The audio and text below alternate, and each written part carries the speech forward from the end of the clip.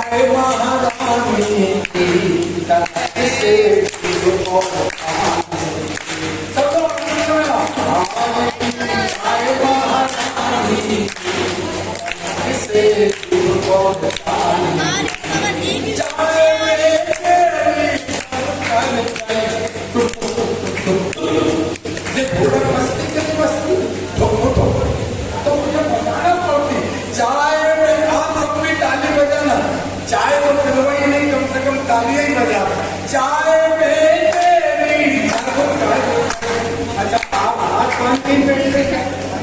अच्छा correct type के हैं आप सब पे बजाओ क्योंकि तुम हमें बजाओगे तो हम तुम्हें बजाएंगे लेकिन ये जनता सबको बजाने लगेगी इसलिए सब बजाओगे तो वो खतरती है ये तो बजाएंगे ही नहीं ये तो मोबाइल पे अभी भी दीक्षा ले रहे हैं अभी से तो सबको बजाना है चाय में तेरी हाथ फूले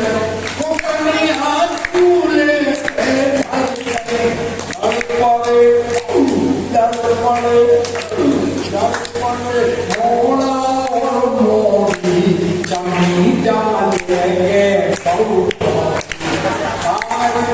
चाय बजाओ हम पूरी तरह लेके तो होटल में आपको नहीं बजाए सबको आरती चाय महारानी से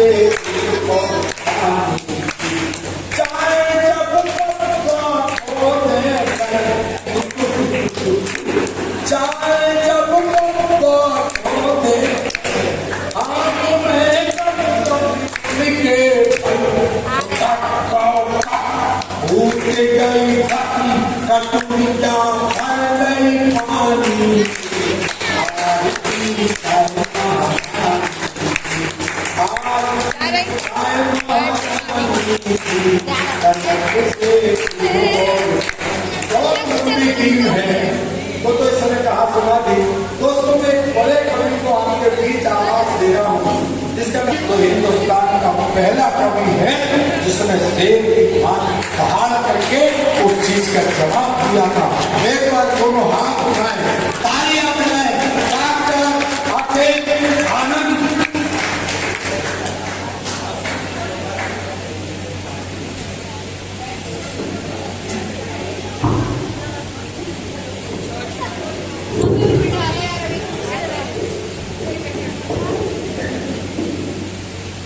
ये मेरे भाई वाले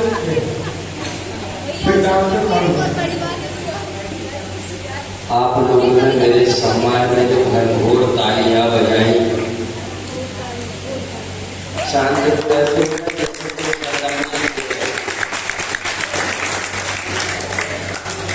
ताली बाली बजाते रहना भैया बहुत बढ़िया मुस्कुरा रहे हैं दादाजी बैठे हैं दीपक भैया बैठे हैं महिलाओं की उपस्थिति है और हमारे भैया जो कर्मियों की धर्मपत्नी देवती भाभी भी बैठी है उनको प्रणाम करता हूँ आपकी उपस्थिति को प्रणाम करता हूँ मंच पर जो कभी बैठी है उन्हें एक बार प्रणाम करता हूँ और जो हमारे मुखर्जी जी हैं उन्हें 2 बार प्रणाम करता हूँ मुखर्जी जी लोगों ने कहाँ गए चले गए अच्छा आने वाले हैं तो ऐसा है भाई साहब मुखर्जी जी को मैंने 2 बार इसलिए प्रणाम किया क्योंकि जो चलेगा वो वकील है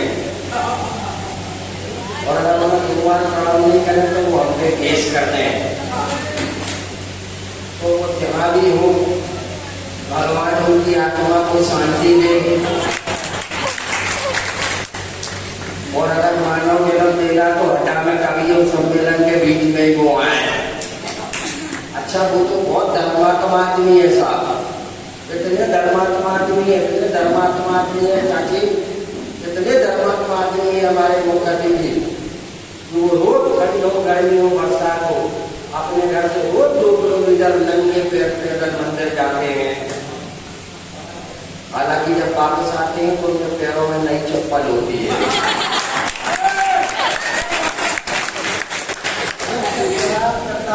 बहुत बढ़िया बन गए अच्छा हो गया भैया चलेगा उनके विषय का नीचे जरूर मुझे पता सुन रहे होंगे वो और आज के कार्यक्रम तो मुखर्जी भी है और उन्होंने पहले कह दिया था डॉक्टर जब तुम पढ़ोगे तो तुम कमाई खाई लगता हो, हमरा जो तुम कहीं भी चले जाओ, हमें जो कहना वो हम कहेंगे।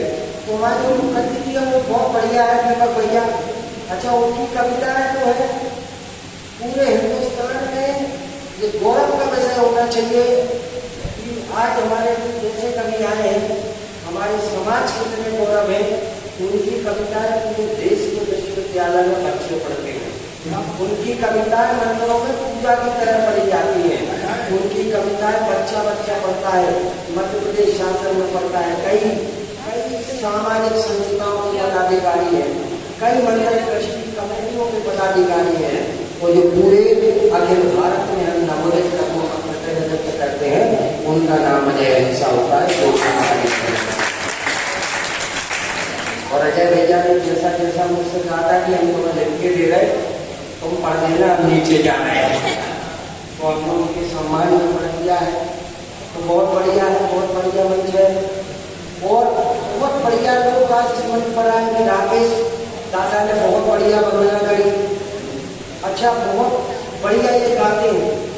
इनके गले में मां शारदे विराजमान है और अपने कंठ में भैरू बाबा है। तो मैं तो भाई साहब प्रणाम करता हूँ। महिलाओं में बड़ी प्यारी उपस्थिति है। भाभी देख के मुझे मुस्कुरा रही है, चाची भी मुस्कुरा रही है।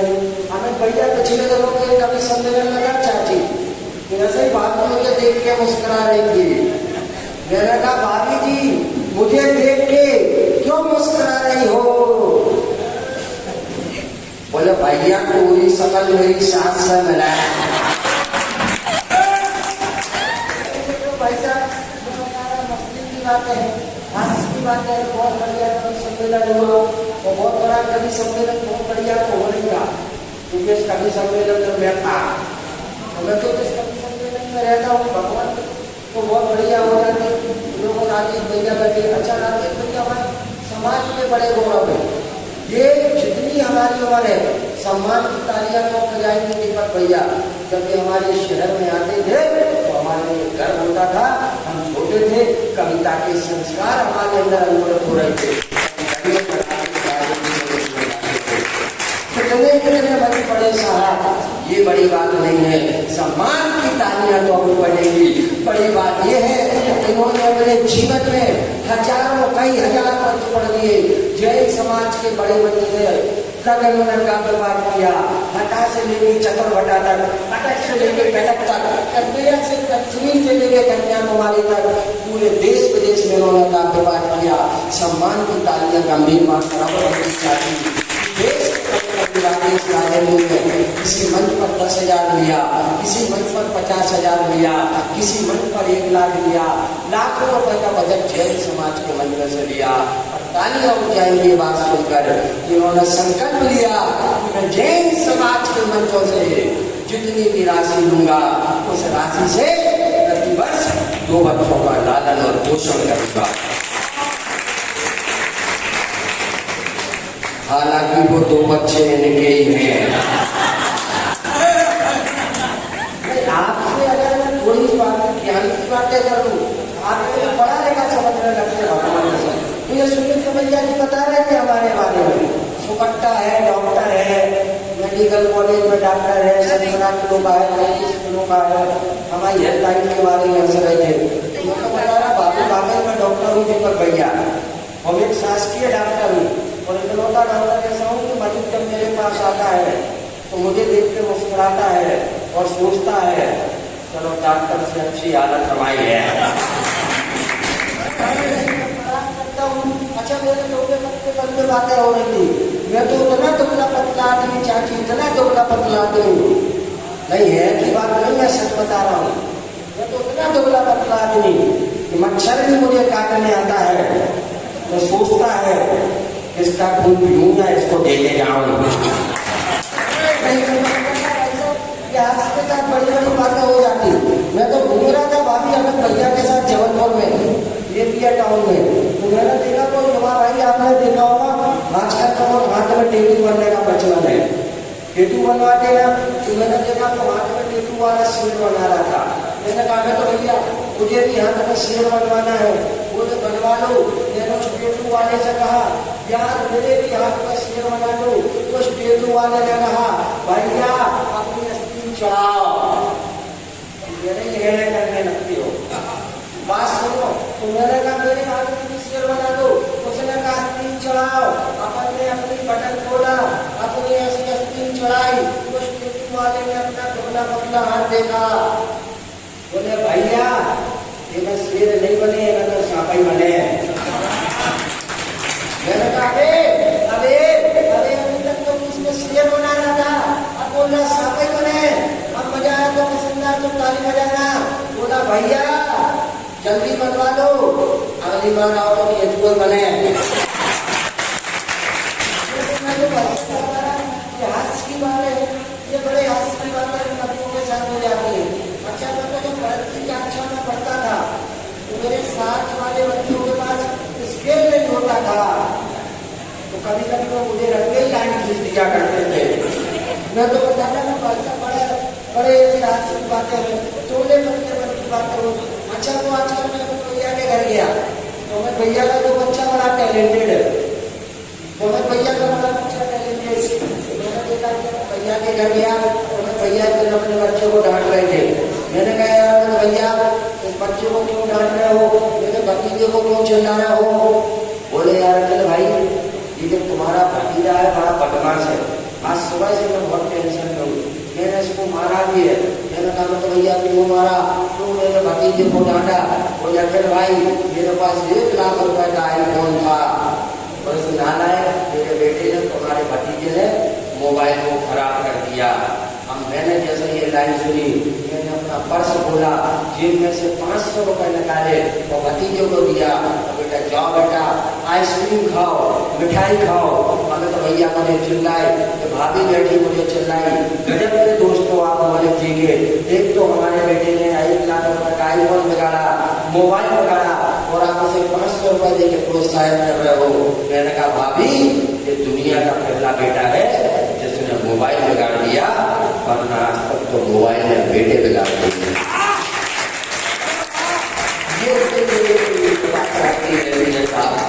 कविता का महायज्ञ है। कविता हम लिखते हैं, मैं थोड़ा सा स्वागत कर रहा हूँ, मुझे अपनी जवाबदारी पता है। कविता हम लिखते हैं, ये हम कवियों का भ्रम होता है साहब। पर कविता तो हमने लिखी जो जिनका उनके कृष्ण है, ऐसे थे आचार्य विद्यासागर जी महाराज। कविता शब्दों से, कल्पनाओं से, आलय से निकलती है, भावनाओं में ढलकर शब्दों में बदलती है। कविता कर्म होती है, कविता वर्ण होती है, कविता धर्म होती है, कविता विज्ञान होती है, कविता जीवन का अनुसंधान होती है। और कविता जब धूमड़ होती है और अश्लील होती है तो कविता वासना बन जाती है। पर कविता गुरुदेव के चरणों में हो तो कविता उपासना बन जाती है।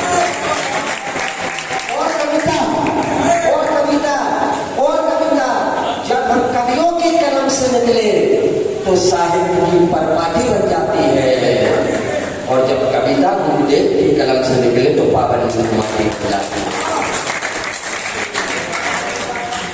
हम जैन समाज के लोग हैं साहब, हम किसी 5 स्टार होटल में जाते हैं, दीपक भैया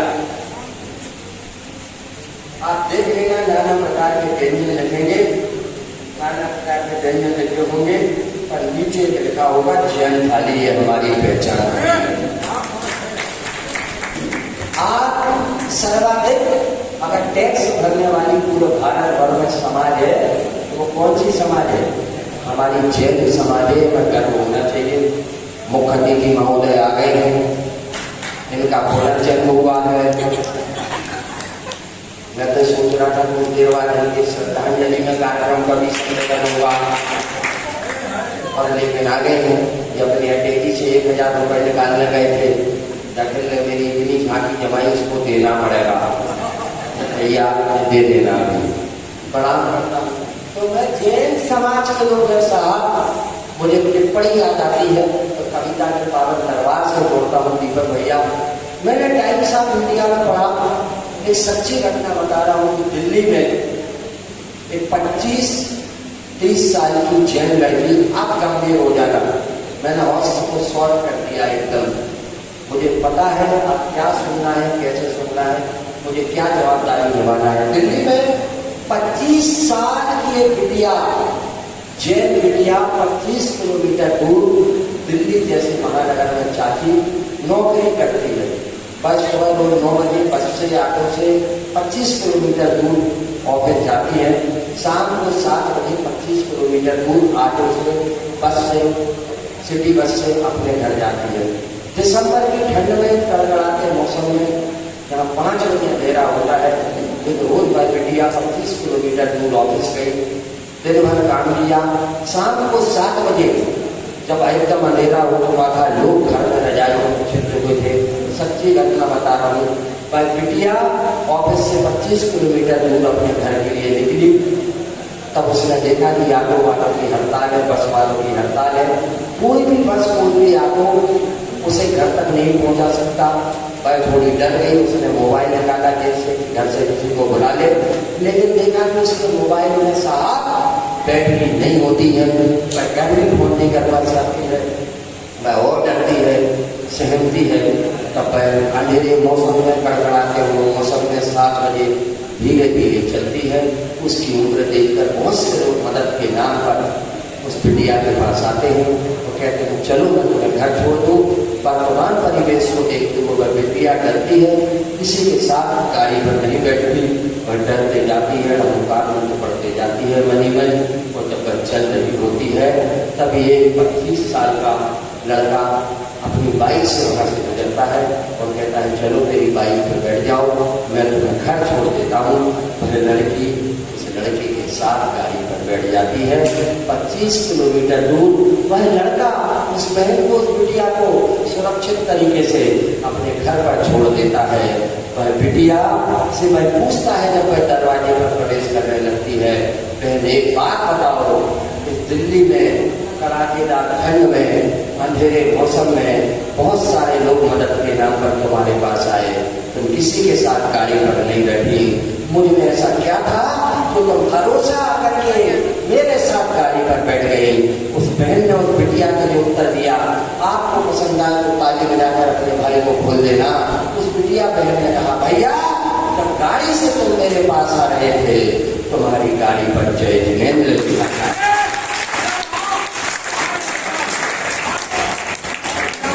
हम उस समाज के लोग साहब तब 4 पंक्तियां पढ़ता हूँ चाची दीपक भैया, उस पावन दरबार में पढ़ता हूँ दीपक भैया कविता सुन लेना।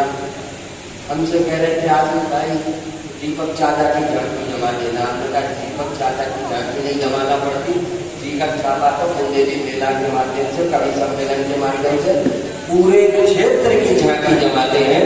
वो तो साहित्य के वो दिलकर साहित्य के वो भानु है, साहित्य के वो रवि है, साहित्य के वो सूरज है, जिनकी आवामंडल से उन्होंने क्षेत्र की मिट्टी में साहित्य का वो खड़ा करते हैं, जिस मिट्टी को गौरवान्वित करता है।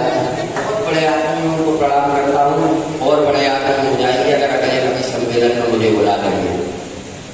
और अगले प्रणाम करता हूँ और मैं 4 पंक्तियां पढ़ता हूँ कविता के पावन दरबार में। शुरू करना चाहता हूँ अपने आप को कि दुनिया का नेटवर्क भले 3G से चलता है, पर अपना नेटवर्क IPCD से चलता है। दुनिया का नेटवर्क भले 3G से चलता है, पर अपना नेटवर्क IPCD से चलता है। और मैं दौड़ता रहता हूँ दुनिया के बीच में कितना ही, पर सांसों का स्पंदन मेरे बेटी से चलता है।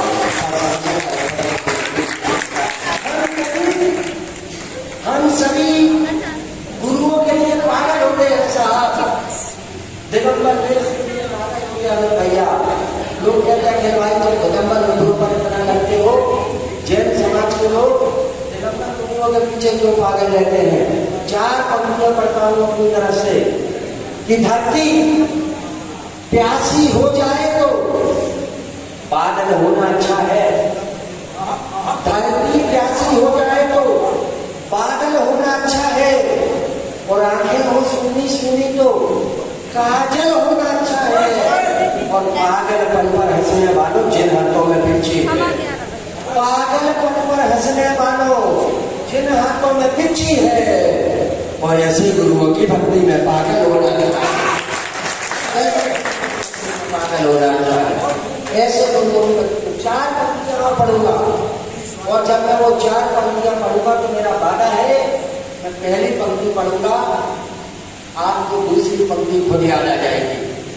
फेसबुक पर देखना तो आज भी 5.5 लाख शेयर है ये पंक्तियां। शिमला में एक दिगंबर मुनि का -2 टेम्परेचर पर तापमान हुआ। उन मुनि से व्यक्ति जब उस समय जुड़ा था, उनके भक्तों ने रात को मुझे उनका वीडियो भेजा कि देखो गुरुजी सुबह से आप 4 बजे -2 टेम्परेचर पर विहार कर रहे थे। मैंने वीडियो देखा, पीछे लोग टोपी लगाए थे, कम्बल पहने थे, कप कपा रहे थे, पर दिगंबर मुनि को दिगंबर अवस्था में ठंड नहीं लग रही थी। ऐसा लग रहा था कि वो कड़ाकेदार ठंड आ रही हो और महाराज जी को नमोस्तुत करके जा रहे हैं। तब मैंने 4 पंक्तियां उसके इनबॉक्स में लिखी, उसने मुझे वीडियो भेजा। सुबह जब मेरी आँख खुली, मैं पूजन साहिब की धारा के लिए घर से निकल रहा था, मैंने व्हाट्सएप देखा, सैकड़ों लोगों ने वो पंक्तियां मुझे भेज दी थी। वो वायरल हो चुकी थी पंक्तियां। सर्वाधिक प्रेम मिलता है पंक्तियों पर, सर्वाधिक प्यार मिलता है पूरे भारतवर्ष पर। भीड़ कम है पर भीड़ ज्यादा है। मैं आपको ऊर्जा देखना चाहता हूँ। भैया भैया हो गई बात करें, डिस्टर्ब होता है बात करते हैं, है ना। तो मैं 4 पंक्तियां पढ़ता हूँ, पहली पढ़ूंगा, दूसरी आपको याद आ जाएगी। कहीं सर्दी है, ठुकरन है, कहीं पर बर्फबारी है, कहीं सर्दी है, ठुकरन है, कहीं पर बर्फबारी है। ना पूछो रात कल की किस तरह हमने गुजारी है, और यहाँ पर कम्बलों में स्वेटरों में देर लगती है। कि यहाँ पर कम्बलों में स्वेटरों में देर लगती है, और बाहर देखो तिरंगन पर दिसंबर में वहां देखो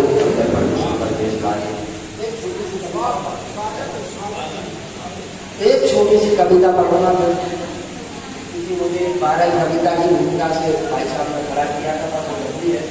एक छोटी सी कविता पढ़ता हूँ। मात्र शक्ति यहाँ पर विराजमान है। मैं देख रहा हूँ जितने पुरुष हैं उतनी ही महिलाएं।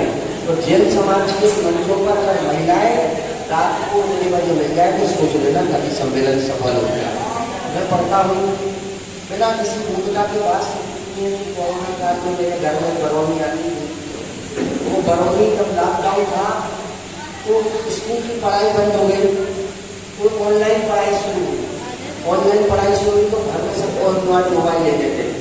जो बरौनी 500 रुपये में काम करती थी, उसकी गुंजाइश को 1000 का मोबाइल लेने की, 2000 का मोबाइल लेने की। अपने बच्चे की पढ़ाई के लिए वो 10,000 का 20,000 का एंड्रॉइड मोबाइल ले लेते। तो मैंने कहा अम्मा बच्चे की पढ़ाई ऑनलाइन हो रही है, तुमने 20,000 का एंड्रॉइड मोबाइल कहाँ से लिया? तुमने कोई चोरी वोरी हो रही? उसने बोला कि भैया गुंजाइश नहीं, मैंने चोरी नहीं की। तो हमने कहा 20,000 कहाँ से आए? बोले भैया बेटे की पढ़ाई की बात थी तो मैंने अपना मंगलसूत्र भेज दिया। यह साहस अगर किसी को दिया तो ममता मई माँ को दिया कि सुहागन अपना श्रृंगार बेचाई और अपनी खुशियों का संसार बेचाई, और जरूरत बेटे को मोबाइल की थी, इसलिए माँ गले का हार बेचाई, इसलिए माँ गले का दुख की बातें आते आते सुख की बातें रुक गई, और माँ की बात निकल आई तो मेरी माँ ने लिख गई। अब खाई की कविता है, कोई व्यक्ति हिलेगा नहीं। अगर आपको लगे आपकी माँ याद आ गई तो ताली बजाना, वरना ताली भी नहीं बजाना। अगर कविता की पंक्ति अच्छी लगे तो ताली बजा देना। अगर आंख से कोई आंसू निकल आए तो अपनी माँ को याद कर सोच लेना ये आंसू माँ के चरणों से बहता हुआ चरण अपना बन गया। जिनकी माँ है वो अपनी माँ को याद करना, और जिनकी माँ नहीं है उनकी स्मृति को याद करना। तब जाके कविता में पढ़ता हूँ सम्मान में कि माँ ही है, कि माँ ही है जिसकी डोरी रामायण से सच्ची है, कि माँ ही है जिसकी डोरी रामायण से सच्ची है। और माँ के चरणों की मिट्टी भी कोई रूप से अच्छी है, और और ईश्वर ने एक बूंद में भरकर पूरा सागर भेजा है। ईश्वर ने एक बूंद में भरकर पूरा सागर भेजा है। और इस दुनिया में कौन है जिसका माँ से बड़ा कलेजा है? इस दुनिया में कौन है जिसका माँ से बड़ा कलेजा है? इस दुनिया में कौन है जिसका माँ से बड़ा कलेजा है? दीपक भैया 5 स्टार होटल में खाना खाया होगा आपने, 3 स्टार होटल में खाया होगा आपने, ढाबे में खाया होगा, पर बताना चाची भाभी दीपक भैया सारे भैया माँ के हाथ की चूल्हे की रोटी का जो मजा कभी लगा वो 5 स्टार का लगा नहीं लगा? तब पंक्तियां पढ़ रहा हूँ, अगर माँ याद आए तो ताली बजाना। राजमहल में स्वाद कहाँ है माँ की बनी रसोई का? राजमहल में स्वाद कहाँ है माँ की बनी रसोई का? और ममता से बनता रिश्ता है जो तुम्हारी कोई का। और इमली नमक पुदीना वाली चटनी बनी रोटी पर, इमली नमक पुदीना वाली चटनी बने रोटी पर। और 56 भोग लौटा दूंगा मैं माँ के हाथ की रोटी पर। 56 भोग लौटा दूंगा मैं माँ के हाथ की रोटी पर। 56 भोग लौटा दूंगा मैं माँ के हाथ की रोटी पर। ठोकर को ठोकर पर रख के जब जिद पर अड़ जाती है। आज मुसीबत बच्चों पर तो दुनिया से लड़ जाती है। निर्धन बच्चों की आंगन में माँ तुलसी के जैसी है। अंदर मोम भरा है लेकिन बाहर लोहे जैसी है। अंदर मोम भरा है लेकिन बाहर लोहे जैसी है। अंतिम 4 पंक्तियां मरुआ बजाएंगे मुझे विदा करना। और मंदिर में रमोका पढ़ते हैं, भक्तांबर पढ़ते हैं, कुंडवाणी पढ़ते हैं, मूलाचार पढ़ते हैं, सब पढ़ते हैं। पर आपको लगे आपके बेटे की आपके भाई की पंक्तियां पूजा स्वरूप पढ़ी जानी चाहिए। ताली बजाकर मुझे विदा कर देना। अपना कार्य चलेगा। माँ तो माँ है, माँ का मैं कर्ज चुकाना पाऊंगा। माँ तो माँ है, माँ का मैं कर्ज चुकाना पाऊंगा। कतरा कतरा कर जाऊँ पर कर्ज चुकाना पाऊंगा। 2 रोटी कम देना दाता चाहे मेरा हर सूख जाए। 2 रोटी कम देना दाता चाहे मेरा हर सूख जाए। और इतना करना मुझसे कि मेरी माँ का जन्नत हो पाए।